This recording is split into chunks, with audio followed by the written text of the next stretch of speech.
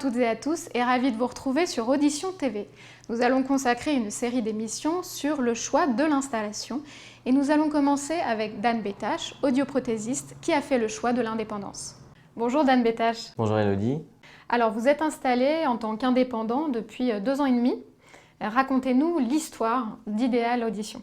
Alors donc premier centre à Charenton-le-Pont, très rapidement suivi de l'ouverture sur notre centre du 12e à Paris.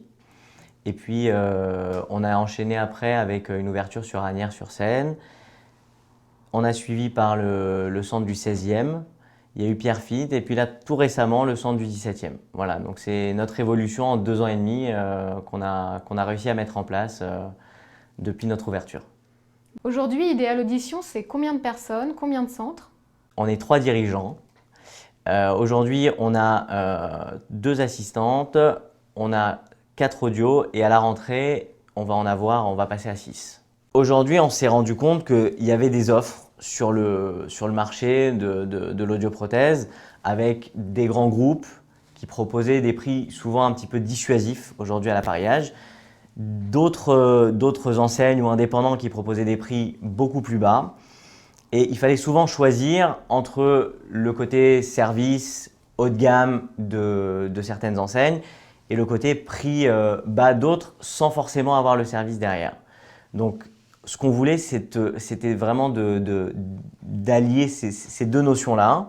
Donc c'était de prendre un pari de pouvoir arriver à accueillir suffisamment de patients parce qu'un centre a besoin aussi d'avoir un certain volume d'activité, mais en gardant un service notamment l'essai qui était très important, de pouvoir faire tester aux gens dans leur environnement quotidien leurs solutions, leur aide auditive pendant au minimum 30 jours pour avoir une conviction que leur appareillage va fonctionner pendant plusieurs années.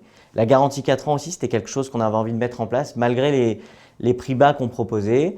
Et puis toujours une offre très accessible à partir de 550 € pour les personnes, soit qui n'ont pas une bonne complémentaire, soit pour les gens qui ne peuvent pas se permettre forcément d'avoir un reste à charge trop important. Alors c'est quoi être indépendant aujourd'hui?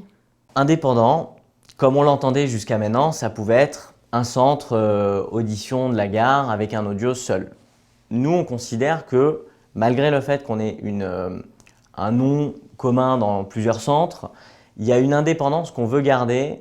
Et cette indépendance que l'audioprothésiste doit avoir dans le centre, soit dans lequel il travaille, soit dans lequel il peut être affilié à la marque Idéal Audition, c'est de pouvoir travailler avec les fabricants avec lesquels il a envie de travailler.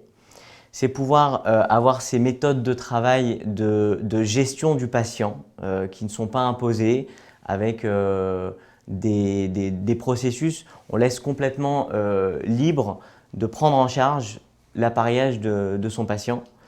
Et pour moi, indépendant, c'est surtout savoir se remettre en question et ne pas forcément appliquer toujours des processus qui sont souvent dans des grandes structures et pour lesquels des fois on oublie la notion de ce qui se passe en cabine qui est en fait le point de départ vraiment de ce qu'on doit apporter comme solution. Moi je trouve essentiel quand on se veut indépendant que l'audioprothésiste, qu'il soit collaborateur ou qu'il soit affilié à notre image, à notre nom, je trouve ça indispensable qu'il ait une autonomie en fait et que ce soit lui vraiment le responsable du labo, qui puisse superviser ce que fait l'assistante, qui puisse superviser bien évidemment toute sa partie technique, mais ça paraît une évidence, mais même toute la partie aussi administrative.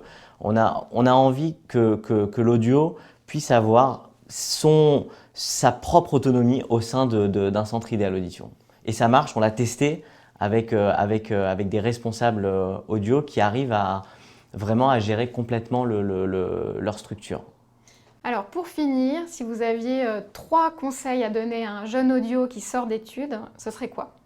Pour des profils qui ont envie de se lancer, il faut bien se connaître. Après, le conseil que je peux leur donner, c'est de venir nous rencontrer, de venir comprendre en fait vraiment ce que l'on veut faire du marché de l'audioprothèse aujourd'hui et du service qu'on a envie d'apporter aux patients.